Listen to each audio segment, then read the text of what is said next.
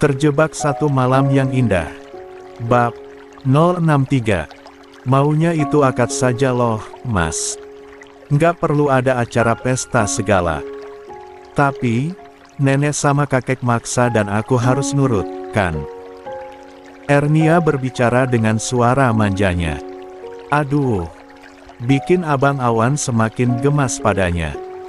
Tak sabar rasanya dia untuk segera menghalalkan wanita itu. Merasakan manjanya Ernia seraya bergelayut manja di dadanya. Agar dia bisa mencubit dan menusukkan ujung hidungnya ke pipi cubi Ernia. Lantas, memeluknya penuh kasih. Bagaimana kalau kita nikah siri dulu? Awan memberikan solusi. Akad secara sahnya hukum dan agama, 1 bulan kemudian. Sepulang kita dari honeymoon ke Paris, imbuhnya bersemangat. Paris. Himim, ya. Kakek pasti setuju, ujar Awan. Tapi, ayolah sayang. Mas juga malas sekali harus ada pesta, rengek Awan memohon dengan nada manja mengikuti gaya Ernia. Ernia berkedip-kedip menatap calon suaminya itu. Ih, gemas sekali dia mendengar suara Awan yang manja begitu. Ingin rasanya menggigit hidung panjangnya itu. Please, kita nikah siri dulu. Honeymoon, baru pesta, oke. Ernia mengerjap sekejap. Lantas melipat tangannya menatap lekat pria tampan yang ada di hadapannya. Mimik wajah Awan sangat menggemaskan sekali. Mas, jangan nikah siri dong. Aku nggak mau, ungkapnya jujur. Jadi, gimana dong? Masa kita diduluin Rangga, sih, protesnya dengan wajah murung. Ernia tertawa lirih, melihat Awan yang terlihat kesal dan merajuk. Sebab keinginannya sejak awal mereka bertemu belum juga terwujud. Iya, Ernia ingat betul. Setelah kejadian malam itu, Awan dengan gigih memaksa agar mereka segera menikah. Aku akan beli rumah yang jauh buat kita. Dan hanya kita yang tahu tentang ini. Nanti, jika saatnya sudah tepat, aku akan mengatakan ke istriku tentang semua kesalahan yang telah terjadi di antara kita, ucap Awan malam itu. Saat mereka makan malam bersama, untuk pertama kalinya. Awalnya Ernia pikir itu lebih baik, dengan begitu statusnya tidak akan buruk di mata orang. Tapi, setelah lama Arimi berpikir, itu bukanlah jalan keluar, melainkan membuka masalah baru. Pelakor dong dia namanya, jika dia menikahi pria beristri. Apalagi tanpa sepengetahuan istri si lelaki. Hingga akhirnya Ernia menolaknya kembali. Aku ingin tanggung jawab untuk semua kesalahanku, Jangan ditolak, atau aku akan hidup dalam bayangan rasa bersalah selamanya. Awan yang kekeh terus saja memaksa Arimi. Hanya kita, aku dan kamu. Kita akan tinggal bersama, setelah menikah nanti. Dan kamu akan jadi ibu dari anak-anak kita, Meski harus dirahasiakan dari siapapun itu. Bagi Arimi itu tetap tidak baik. Dan hati Ernia kukuh dalam pendiriannya. Dia hanya akan menikah jika surat cerai dari Riko telah dia dapatkan. Ernia juga sedikit ragu saat itu. Kalau bayi yang dia kandung adalah anak Awan. Dan keraguannya terjawab. Bahwa ternyata, anaknya adalah anak Riko. Kan, ada kuamas, kalau kita mau menikah secara sah. Sebetulnya, mungkin kakek akan setuju kalau kita menikah dulu. Kakek juga yang maksa kita nikah secepatnya, kan? Ucap Ernia. Yang sontak membuat Awan refleks memeluk erat wanita itu.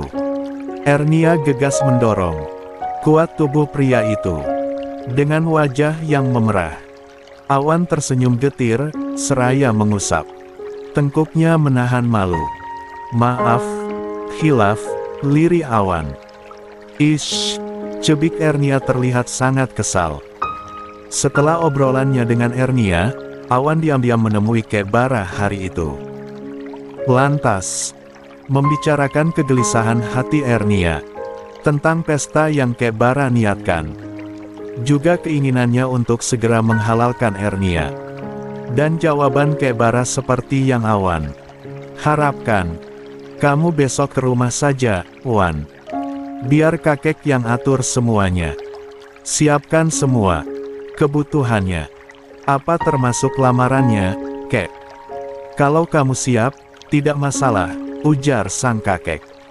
Kakek mau saya lamar berapa untuk cucu kesayangan kakek itu? Sesuai kemampuanmu, nak. Berapapun itu, selagi kamu mampu. Kami akan terima, sahut Kek Bara dengan bijak. Untuk maharnya, Kek. Sebaik-baik mahar adalah yang tidak memberatkan pihak laki-laki. Jadi, coba kamu tanyakan Ernia. Apa yang dia mau, jelas Kek Bara. Baik, Kek. Sebelum pulang dari acara tersebut, Awan kembali menemui Ernia. Wanita itu selalu terlihat cantik bagi Awan. Pesonanya mampu membuat kelelakiannya berontak. Untuk segera menghalalkannya. Kalau nikah nanti, kamu mau mahar apa? Tanyanya. Apa? Sahut Ernia tersipu malu. Aku serius, kalau mahar, aku nggak minta yang berat sih, Mas. Semampu Mas Awan saja. Uang 10.000 juga nggak apa-apa. Asal itu ikhlas tulus dari dalam hati Mas Awan. Tapi, Ernia memotong kalimatnya. Melirik ke arah pria yang duduk di sampingnya dengan debar hati yang tak karuan. Awan menanti kalimat Ernia dengan cemas dan penasaran. Bahkan jantungnya sudah layaknya gendang yang bertalu-talu. Tapi apa? Tanya Awan saking penasarannya. Sebelum akad, aku mau Mas Awan bacakan ayat kursi 4 kali. Sebagai pagar, agar aku selalu terlindungi. Lalu, aku mau Mas juga baca surat Al-Waqiah. Maksudnya bukan baca, tapi Ernia kembali menggantung ucapannya. Membuat Awan semakin penasaran dan ingin tahu. Tapi apa, sayang? Awan berkata dengan merengek manja tak sabar ingin segera mendengar kalimat dari Ernia. Kalau baca, kan lihat ya, Mas. Maksudku, Mas ngucapinnya. Aku hafal surat Al-Waqiah. Mau aku bacakan berapa kali? 3, 5, 7, atau 11 kali. Berondong Awan dengan cepat, sebab mengerti apa yang dimau kekasihnya itu. Serius, Mas? Pekik Ernia dengan wajah berbinar. Awan mengangguk pasti. Dengan senyum lebar. Jadi, mau aku lafalkan berapa kali surat Al-Waqiahnya? Hehehe, sekali saja, Mas. Maharnya? Enggak tahu. Ernia tersenyum getir, mendengar pertanyaan Awan. Pria itu tersenyum manis lantas mengusap puncak kepala Ernia yang tertutup kerudung. Setelah itu, Awan pamit untuk pulang. Lagi-lagi, Kinan menangis saat Awan pamitan pulang dengannya. Ernia kian tersentuh. Sebab, kedekatan keduanya sangat terasa. Padahal mereka tak ada hubungan darah sama sekali. Dan, reaksi Kinan yang menguatkan Ernia untuk akhirnya mengiyakan permintaan sang kakek agar dia segera menikah dalam waktu dekat. Rangga sibuk mempersiapkan pernikahannya. Pun dengan Awan, yang diam-diam menyiapkan segalanya sendiri. Sebab tak mungkin melibatkan om dan tantenya. Apalagi Rangga, yang mereka juga sibuk dengan urusan mereka. Yang justru lebih sibuk dari Awan. Hari itu tiba, dia selalu berkomunikasi dengan Kek Bara perihal persiapan pernikahannya dengan Ernia. Semuanya tanpa sepengetahuan Ernia. Sebab Ernia sudah kembali sibuk dengan pekerjaannya. Kuma, nanti malam akan ada acara sedikit formal di rumah. Kamu pakai kebaya ini, ya? Nah, yang ini buat Kinan, ujar sang nenek. Seraya menyerahkan sebuah paper bag ke Ernia. Ernia cepat memeriksa isi paper bag tersebut. Dan matanya membulat sebesar jengkol saat melihat kebaya super anggun di dalamnya. Gegas dia mengepaskan ke tubuhnya. Seraya berputar badan. Duh, cantik banget kalau dia mengenakannya, pikir Ernia. Acara apa sih, Nek? Kayaknya penting banget nih. Apa akan ada tamu penting buat kakek? Sampai harus pakai kebaya segala, Nek. Banyak nanya, deh. Tinggal pakai saja, celetuk Dinda, yang juga ada di rumah sang kakek. Bawel kamu, Welek. Sana pulang, ngapain kamu di sini? Protes Ernia seraya mencubit. Kencang hidung adik sepupunya itu. Mau menginap, Welek. Balas Dinda ke Ernia. Iya, Ernia menjadi pribadi yang periang setelah dia bersama keluarga besarnya itu. Sikap welcome dan humble yang diberikan keluarga untuknya membuatnya sangat bahagia. Kedekatannya dengan keluarga juga baik, terkhusus dengan adik-adik sepupunya. Tak lama, tante-tante Ernia juga datang. Mereka semua mengenakan pakaian formal dengan seragam yang sama dengan keluarga lainnya. Termasuk kakek neneknya juga, Winda. Dan Bima juga datang, yang semakin membuat Ernia sedikit kaget. Hilih, nggak betah apa kamu tinggal sama mertua Win? Cibir Ernia. Saat sepupunya itu menghampirinya dan memeluk juga mencium pipi kanan kirinya. Istri Bima itu terkekeh, seraya kembali bergelayut manja ke lengan sang suami. Memangnya kakak, pengalaman pertama dapat mertua julid. Jadi toksik lagi dalam rumah tangga, sindir Winda. Yang membuat Ernia sontak tergelak mendengarkan kata-kata adiknya itu. Lantas mereka semua berkumpul di ruang tengah rumah besar sang kakek. Ernia menatap ke semua anggota keluarga sang kakek. Dia merasa aneh. Kenapa hanya dia yang tidak mengenakan pakaian yang sama dengan yang lainnya? Tunggu, deh. Kenapa aku pakai pakaian yang berbeda sendiri? Kalian semua, seragamnya sama. Ada apa ini? Tanyanya heran. Ya wajar dong, kan ratu selalu jadi yang berbeda. Masa ia disamakan dengan rakyat jelatanya? Seloroh Dinda, seraya terkikik. Enggak, ini pasti ada sesuatu. Dia semakin penasaran dengan kondisi berbeda dan aneh baginya itu. Kek, ada acara apa sih?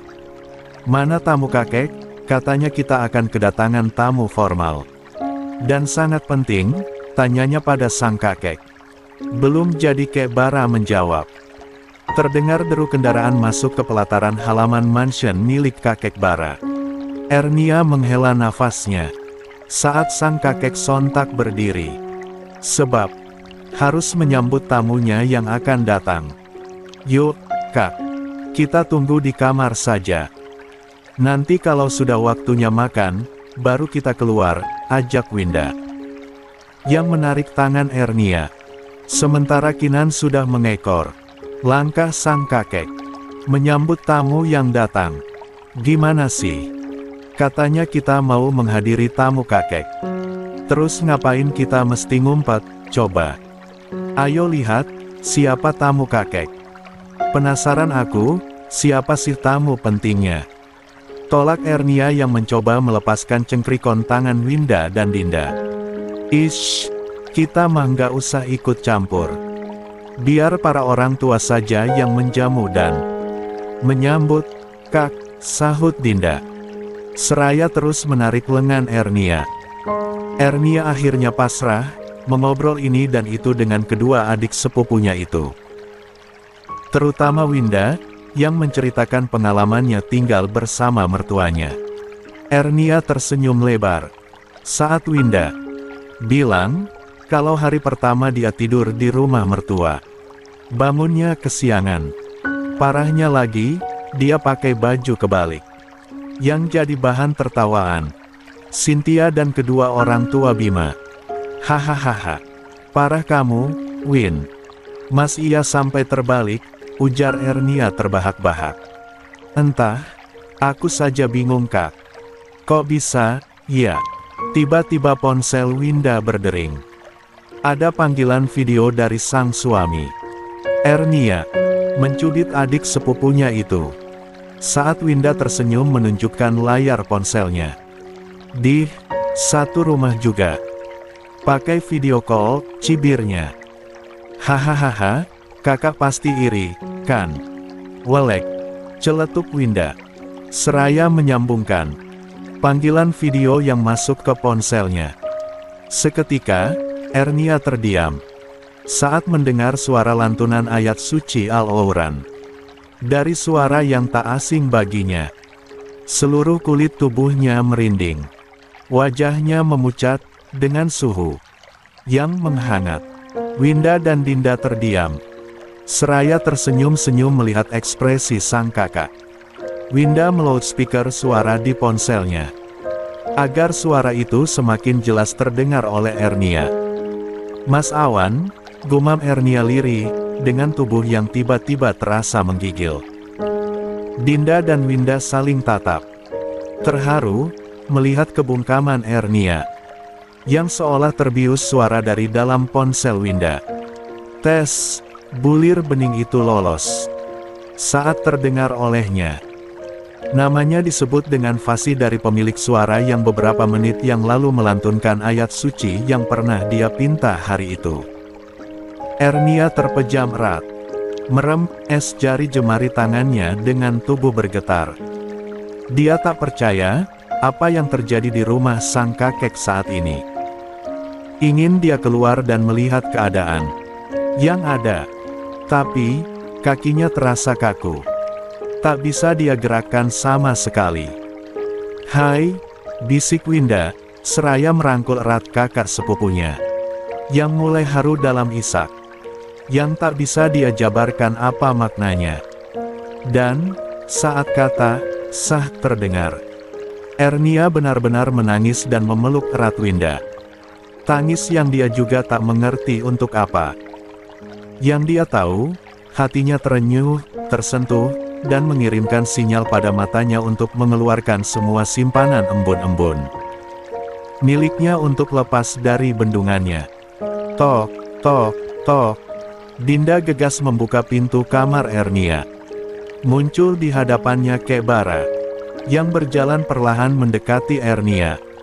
Dan saat kian dekat, Ernia sontak menghambur ke pelukan pria sepuh itu, menumpahkan segala rasa yang Ernia tak mengerti apa yang makna.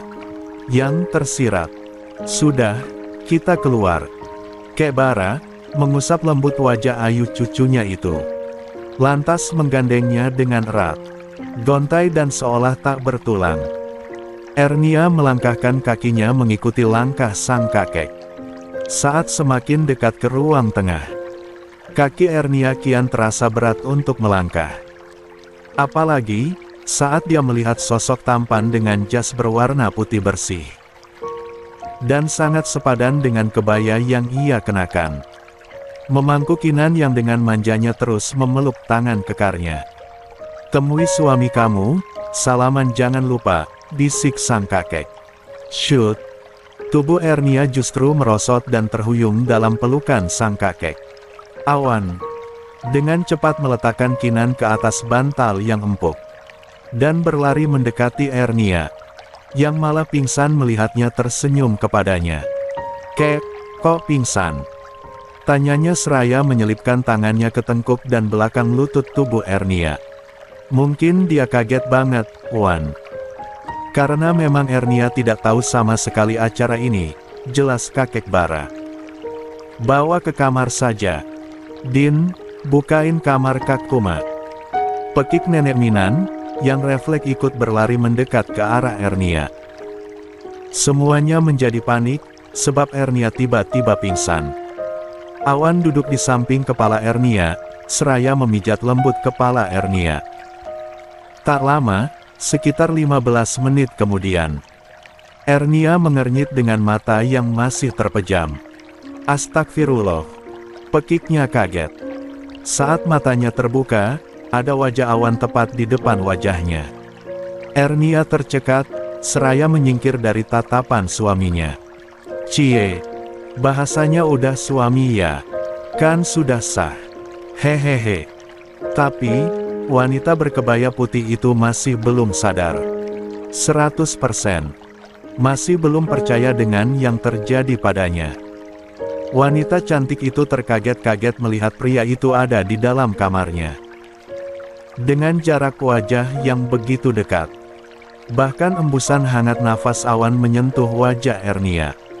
Yang membuat kulitnya meremang seketika. Wush!